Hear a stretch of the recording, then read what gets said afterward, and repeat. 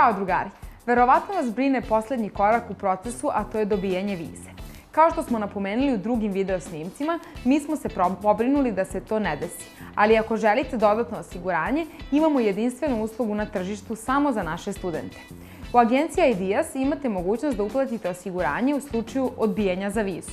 I ako se desi da budete odbijeni, agencija vam vraća celokupni iznos uplaćenog programa. Dakle, računica je jasna. Ako ne uplatite osiguranje, u slučaju nedobijanja vize, gubite $350 plus $195 koji su vezani za ambasadu. Ako ste uplatili osiguranje od $70, mi vam vraćamo celokupan iznos koji su platili agenciji, pa je onda gubitak u novcu $195 plus $70 osiguranje. Neko će reći da je to dodatni trošak i to jeste tačno, ali ako prođete vizu, bit će vam važno da izgubite što manje novca, a ako pak prođete tih $70 u Americi, u proseku možete zaraditi za jednu smenu. Odluka je na vama, a mi smo vam tu kao i uvek da vam ponudimo sve opcije koje su najbolje za vas, a jedna od njih je i studentski Work and Travel Credit.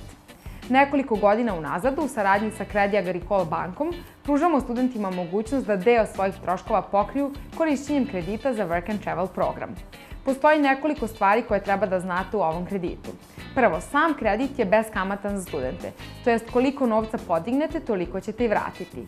Drugo, najviša odobrena suma je 2000 evra, uz učešće od 30% koje se isplaćuje agenciji kroz troškove programa. Treće, nosilac, odnosno garantor kredita, mora biti neko sa stalnim zaposlenjem.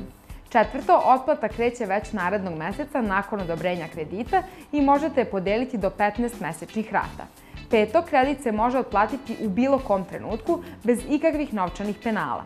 Ovu opciju je koristilo dosta studenata jer im je znatno olakšala isplatu programa, a banka uvek ima na raspolaganju kontakt osobu koja vam može dati sve potrebne informacije i savete.